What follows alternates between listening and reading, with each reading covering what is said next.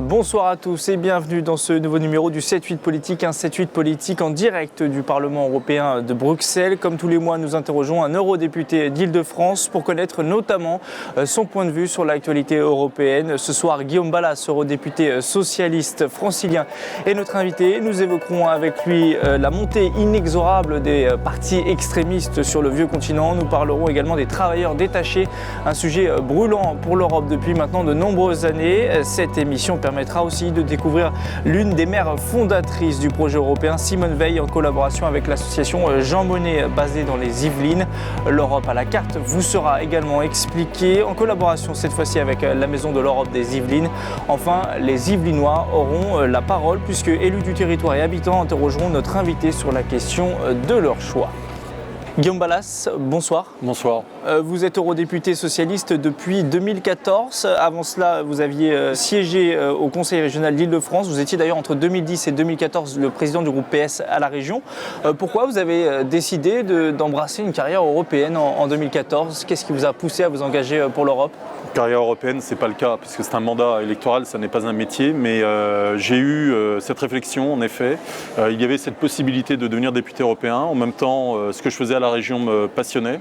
Ce qui m'a peut-être le plus décidé, c'est quand beaucoup de mes amis m'ont dit « Tu passes ton temps à critiquer l'Europe ». Tu passes ton temps à dire que ça ne va pas, alors que je suis profondément pro-européen.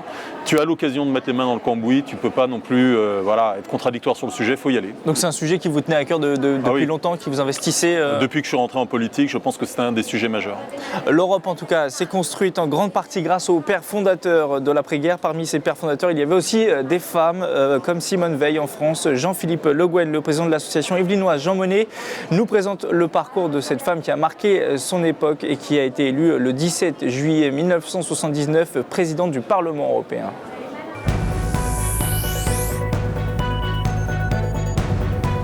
Voici le résultat du scrutin.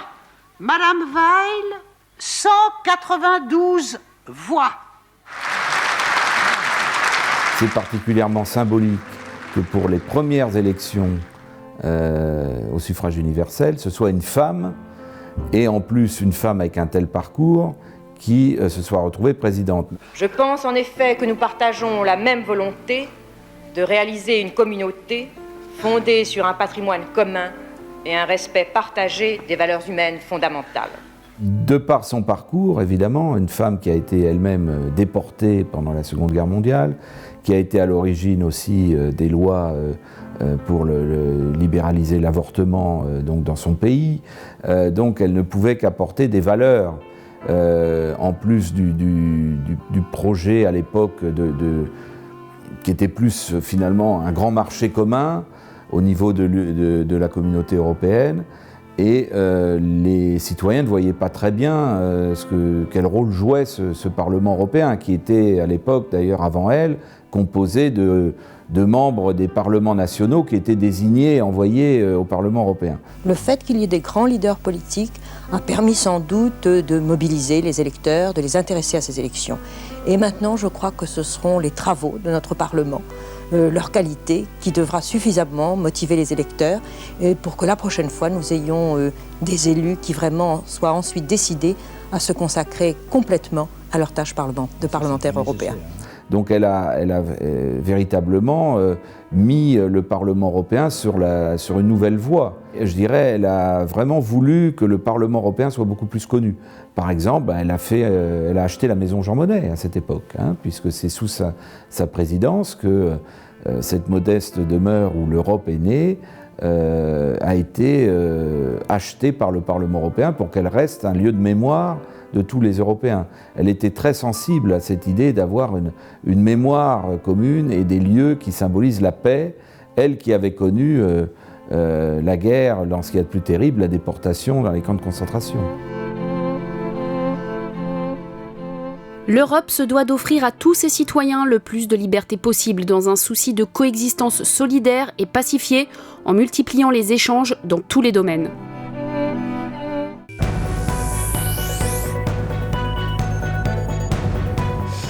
Et Guillaume Balas, l'histoire, le parcours de ces hommes, de ces femmes qui ont marqué l'Europe, est-ce que c'est important de se les remémorer parfois, de s'en rappeler aussi de leur idée à eux, de la conception qu'ils avaient de l'Europe, surtout en ces temps un peu troubles pour le vieux continent? Oui et non.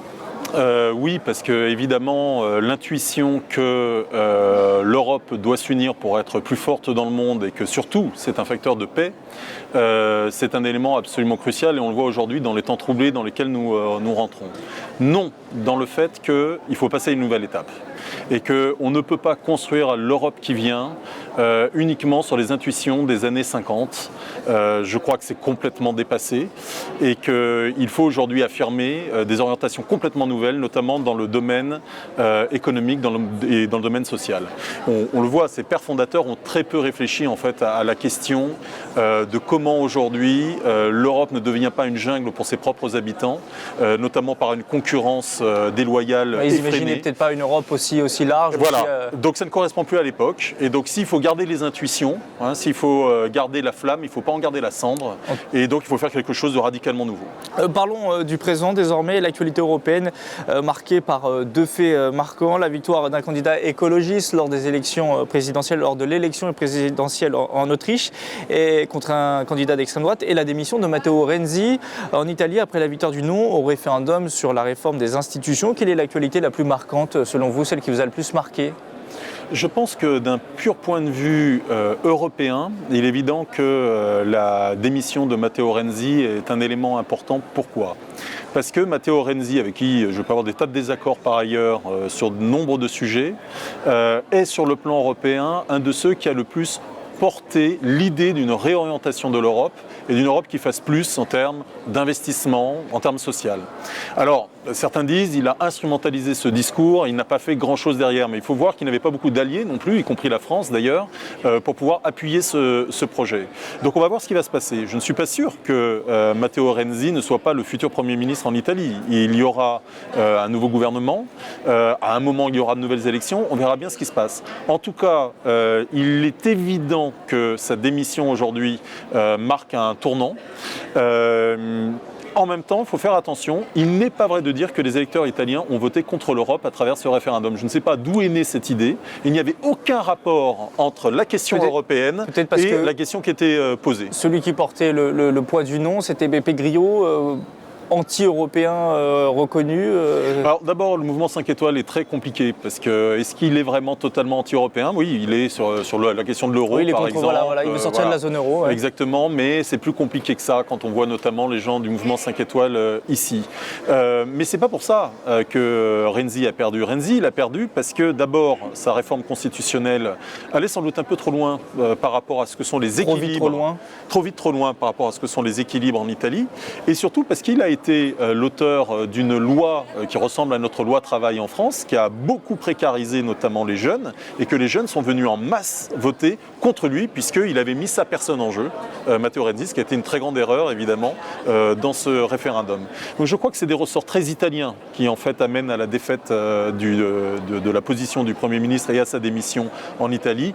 Ça n'a quasiment rien à voir avec l'Europe. Vous soulignez la réforme du Code du travail, vous voyez un parallèle entre le destin de Matteo Renzi et celui de François Hollande. Alors voilà, il y en a un qui démissionne parce qu'il a perdu au référendum, un qui annonce qu'il ne se représente plus. Vous voyez un parallèle? Il est certain que, en plus, les deux sont de gauche. Il est certain que l'orientation, j'allais dire, d'une gauche vers le libéralisme, d'une gauche libérale, est en train de mourir aujourd'hui.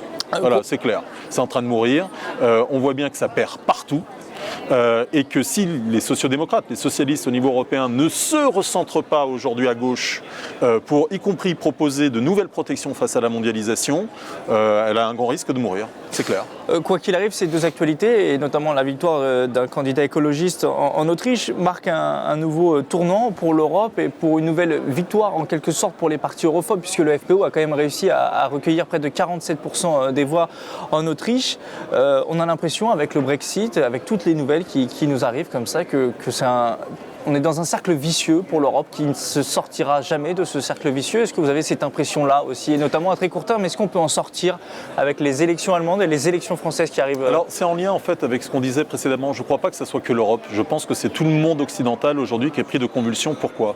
Parce que depuis la fin des années 70, il y a eu une grande vague néolibérale, la mondialisation libérale, et la gauche a fait une grande erreur, la gauche modérée, c'est qu'au lieu de contester frontalement cette mondialisation libérale, elle a dit on va jouer le jeu de cette mondialisation libérale, mais on va la réguler et on va réussir à faire en sorte qu'elle bénéficie à tous. Le pari a échoué.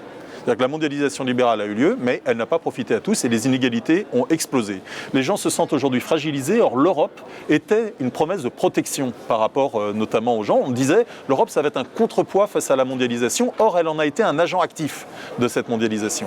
Donc, c'est pour ça que le problème qui se pose aujourd'hui, c'est que les partis qui disent revenons à avant la mondialisation, c'est-à-dire les partis nationalistes et europhobes, revenons aux 30 Glorieuses, revenons aux frontières nationales, revenons à des États-providence qui se limitent à nos États et surtout où il n'y a pas d'immigration, ça a beaucoup de succès.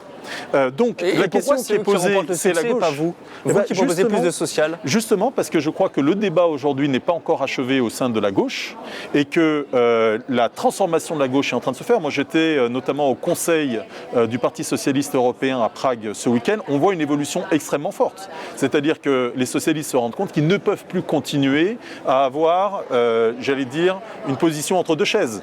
Et qu'à un moment, il faut choisir. Et donc, nous devons être, nous les agents, de manière modérée, responsable et intelligente, d'une re-régulation de la mondialisation et donc de la contester dans ses fondamentaux, notamment la mondialisation financière. Vous êtes, Guillaume Balas, excusez-moi, pour une Europe plus sociale. Qu'est-ce que ça veut dire une Europe plus sociale? Par exemple, quel projet vous portez, vous? On a réussi à mettre en place une monnaie unique avec des pays qui avaient des histoires extrêmement différentes, des économies extrêmement différentes et qui s'étaient même tapés dessus pendant longtemps. Et aujourd'hui, on voudrait nous faire croire qu'il est impossible de mettre en place des processus de convergence sociale. Je ne demande pas que demain matin, il y ait les mêmes salaires partout, les mêmes normes sociales partout. Non, il faut un processus de convergence long, s'il le faut, progressif, mais qui amène à faire en sorte que l'ensemble des Européens convergent vers un modèle qui est un modèle semblable. Qui s'y oppose en réalité? Deux forces. La première, c'est évidemment les néolibéraux, les forces de l'argent, qui n'y ont absolument pas intérêt et pour qui l'Europe est aujourd'hui un champ de dumping social extraordinaire. Alors, est-ce qu'on peut rappeler ce que c'est le dumping social? Parce que vous êtes l'auteur d'un rapport là-dessus. Oui, c'est très simple. C'est quand vous allez jouer justement du fait que les systèmes sociaux sont très différents et les niveaux sociaux sont très différents entre les États pour faire de l'argent. Je prends un travailleur d'un pays à très bas coût, je le mets des travailleurs détachés. Par exemple, je le mets dans un pays où les coûts sont élevés, comme ça va me coûter beaucoup moins cher et je me fais de l'argent. Et ces forces-là, aujourd'hui, poussées par le grand patronat européen, s'opposent aujourd'hui à une Europe sociale. Et puis il y a les pays de l'Est. Les pays de l'Est, pas tous les pays de l'Est, c'est-à-dire que les syndicats dans les pays de l'Est sont en faveur d'une Europe sociale. Ce sont eux qui profitent généralement des travailleurs détachés. Alors ils en profitent en effet pas beaucoup, c'est-à-dire qu'ils n'ont pas beaucoup de choix. C'est-à-dire qu'on a tellement enfermé les pays de l'Est aujourd'hui dans une économie de très basse intensité, avec extrêmement peu d'investissements productifs, que ce qu'ils exportent le mieux, finalement, c'est leur main-d'œuvre à bas coût. C'est l'économie low cost. Donc, je crois qu'il y a une réflexion globale à avoir, y compris avec les pays de l'Est, pour leur proposer un nouveau pacte. Et ce nouveau pacte, c'est une politique d'investissement au niveau européen, y compris dans les régions qui sont les plus défavorisées à l'Est, et en échange, progresser vers l'Europe sociale. Convergence sociale vers le haut, vous parliez de très long terme. Est-ce que le but, in fine, même si ce n'est pas pour tout de suite, c'est que tout le monde ait les mêmes salaires, les mêmes normes sociales, à très long terme certes, mais est-ce que je préfère dire équivalent ou semblable? Je vais vous expliquer pourquoi. C'est que il y a des différences que l'on peut tout à fait admettre.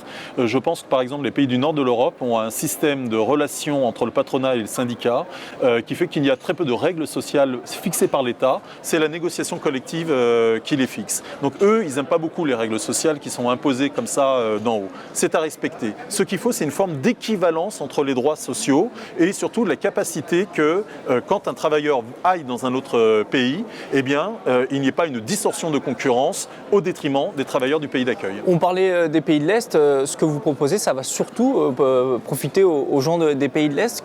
En quoi un Français a beaucoup de choses à gagner, qui a déjà un niveau très social très élevé en France? À quoi un travailleur français, par exemple, a gagné à une convergence sociale vers le haut sur l'ensemble de l'Europe? C'est l'inverse. Ça va profiter principalement aux Français. Ça va profiter à tous. parce que le problème aujourd'hui, c'est que quand vous êtes un transporteur français et que vous êtes concurrencé par des entreprises des pays de l'Est qui ont des coûts beaucoup moins élevés que vous, ou alors vous êtes un petit entrepreneur dans le bâtiment et que vous n'obtenez aucun appel d'offres parce que vos salariés sont français alors que les autres emploient des travailleurs détachés, je peux vous assurer qu'aujourd'hui, dans les deux cas, ces entrepreneurs, ces chefs d'entreprise sont très favorables à une Europe sociale vers le haut pour faire en sorte que la concurrence se fasse sur les compétences et non pas sur le coût du travail. Vous avez l'impression que les choses bougent en ce moment, que votre rapport, par exemple, est soutenu? Que vous disent vos collègues de l'Est? Il a été soutenu puisqu'il a été voté à une grande majorité, ce qui n'était pas acquis au Parlement européen. Il y a donc une position politique. Oui, il y a une position politique du Parlement européen aujourd'hui qui est extrêmement claire. Il y a un deuxième débat maintenant qui s'ouvre sur le fait de redéfinir la directive détachement des travailleurs. Ouais, qui date de 96. Qui date de 96 pour remettre justement des règles un peu plus claires et un peu plus équivalentes entre les travailleurs des pays à bas coût et des pays à haut standard de niveaux sociaux. Et c'est maintenant qu'on va en discuter. J'espère qu'on trouvera une majorité. Si nous ne trouvons pas de majorité sur ce sujet, alors j'ai bien peur que les citoyens se détournent de l'Europe. Très rapidement, on va revenir à la politique française. Une Europe plus sociale, moins austère, c'était aussi la promesse de François Hollande en 2012. Vous estimez qu'il a totalement échoué là-dessus? Ou alors vous lui donnez quelques bons points? Non, totalement, ce serait quand même extrêmement injuste.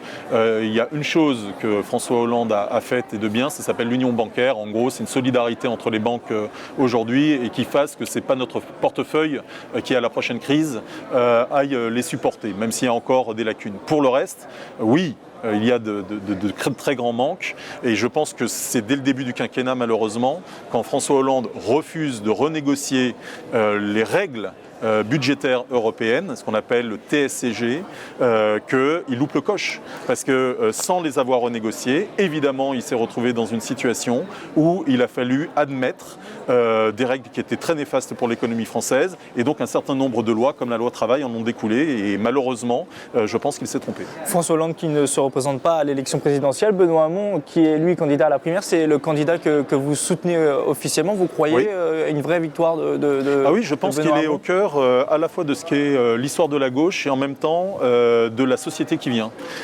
C'est-à-dire qu'il est très attaché à la protection sociale, contrairement à M. Fillon ou même un certain nombre de socialistes qui n'ont pas eu de problème pour, par exemple, flexibiliser encore plus le marché du travail. Lui, il pense que les jeunes actifs ont droit à une protection sociale comme leurs parents ont droit à une protection sociale, mais qu'elle doit être totalement nouvelle. C'est-à-dire qu'il faut rénover la gauche pour qu'elle puisse protéger les gens aujourd'hui. Quelle est la différence, ce sera ma dernière question sur la politique française, entre Benoît Hamon et Arnaud Montebourg? On a du mal parfois il y a beaucoup de convergences sur nombre de sujets. Vous appelez avec peut-être deux éléments. Des deux il y aura un rassemblement qui sera au premier tour ou au deuxième tour. On verra comment le débat va se faire. Il y aura un rassemblement évidemment. Mais la question qui se pose, c'est qu'il y a quand même une différence assez forte sur notamment la question écologique. Je pense qu'il y a de la part de Benoît Hamon une réflexion écologiste beaucoup plus avancée que chez Arnaud Montebourg. On en vient maintenant à notre rubrique et chez nos voisins, ça se passe comment? La France est l'un des pays qui composent l'Union européenne. Elle appartient également à la zone euro et l'espace Schengen, mais ce n'est pas le cas de tous les pays. Comment s'y retrouver dans une Europe à la carte? Les précisions d'Olivier Janouex, responsable du Centre d'information Europe Direct à Saint-Germain-en-Laye.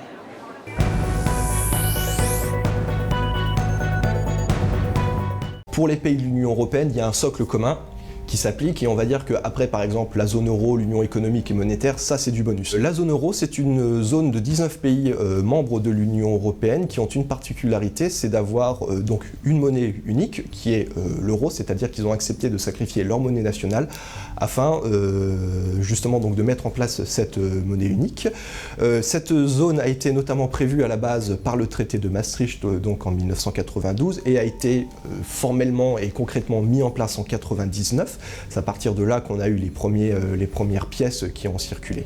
Il y a des exceptions notamment pour 3 pays, donc le Royaume-Uni, le Danemark et la République tchèque, parce que tout simplement ces pays ont négocié pour qu'ils ne soient pas obligés d'avoir l'euro. Alors c'est un choix strictement national, mais la règle veut, tel que c'est prévu dans les traités, que tous les pays qui entrent dans l'Union européenne, à terme, aient l'euro comme monnaie. L'espace Schengen concerne actuellement 26 pays de l'Union européenne. Les accords ont été signés en 85. À Schengen, c'est une petite localité au Luxembourg et ils sont entrés en vigueur en 95.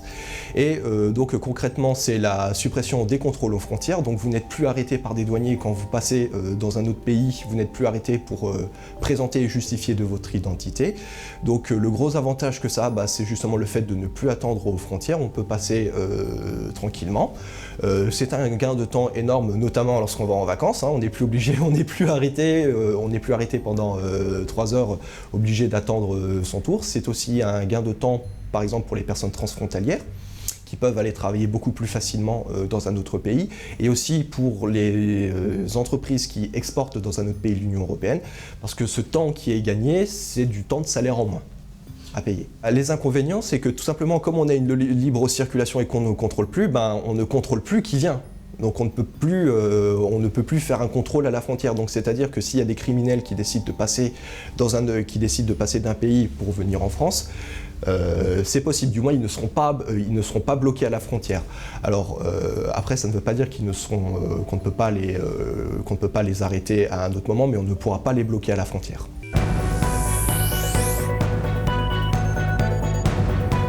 Cette émission se veut aussi interactive. L'Europe fait souvent l'objet de reproches trop complexes, pas assez transparentes, voire inutiles parfois pour certains. Eh bien, nous donnons la parole à des acteurs de la vie locale pour vous poser une question sur l'Europe, une question de leur choix. Et c'est David Douillet, député Les Républicains des Yvelines, qui vous pose une question, Guillaume Balas.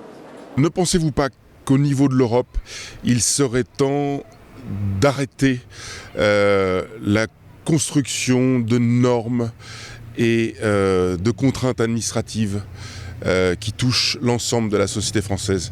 Est-ce que pour vous on peut la stopper, voire même revenir en arrière pour alléger tout ça et donner un peu plus de souveraineté à chaque pays pour que chacun se cale par rapport à ses caractéristiques, quels que soient les domaines? Est-ce que c'est possible? David Douillet accuse l'Europe en gros de créer trop de normes, de les appliquer de la même façon pour tout le monde, car on n'a pas tous les mêmes caractéristiques. Vous en pensez quoi de cette réflexion déjà? J'en pense que si on devait suivre ce que dit David Douillet, ça serait une catastrophe. Ça serait la fameuse Europe à la carte, c'est ça? Il n'y aura plus d'Europe du tout. Et surtout, pour le coup, la mondialisation libérale ferait ses plus grands dégâts. Je vais prendre un exemple.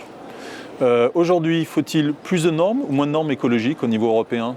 Sur les OGM, les pesticides, qui sont, on le sait, autorisés complètement dans certains États, moins dans d'autres, sur tout ce qui est normes de santé, de production, sur les normes sociales. Par exemple. Est-ce qu'on veut plus de règles au niveau européen ou moins de règles au niveau européen? Si on met moins de règles au niveau européen, c'est très simple, on va approfondir la concurrence entre les États, y compris en termes sociaux. On va approfondir la concurrence notamment pour attirer les investissements, donc on sera de moins en moins regardant sur les critères sociaux, sur les critères écologiques. Bref, on va rentrer dans une compétition généralisée. Pourtant, les opinions publiques ont généralement cette impression de l'Europe, une machine qui fait beaucoup de normes, pas forcément compréhensible, très bureaucratique, très lourde. C'est vrai qu'il y a en grande partie ça, c'est juste. Je rappelle quand même que maintenant, il y a une procédure au niveau de la Commission européenne, alors ça fait toujours technocratique de le dire, mais qui est justement d'alléger au maximum ces normes. Très sincèrement, je pense que la France n'a pas besoin de l'Europe pour mettre des normes qui sont des normes parfois très peu utiles, notamment pour les entreprises. Donc regardons-nous nous-mêmes plutôt que d'accuser tout le temps l'Europe sur ce sujet. Une dernière question, il y a une idée qui fait beaucoup son chemin dans le débat politique, c'est d'une Europe à un retour à un noyau dur, quitte à aller plus loin. Peu de pays, moins que 27 actuellement, peu de pays, mais pour aller encore plus loin. Vous en pensez quoi, vous? Je suis extrêmement favorable, notamment sur un sujet qui est le sujet budgétaire. Je pense qu'aujourd'hui, l'Europe doit investir massivement. Pour ça, il faut qu'il y ait un budget européen, donc il faut qu'il y ait un gouvernement économique européen, et donc il faut qu'il y ait un Parlement qui contrôle démocratiquement ce gouvernement économique. Je pense que la zone euro est le bon périmètre, mais donc ça peut être aussi... Oui, ça peut être en dessous si jamais tout le monde ne veut pas y venir, mais j'y étais très favorable il y a 6 mois, très favorable il y a 1 an. J'aurais aimé que la France soit plus moteur sur ce sujet. Merci Guillaume Balas d'avoir participé à ce 7-8 politique version Europe. Je rappelle que vous êtes eurodéputé socialiste d'Île-de-France. Vous pouvez consulter l'ensemble de nos émissions sur tvfil78.com. Au revoir. Merci.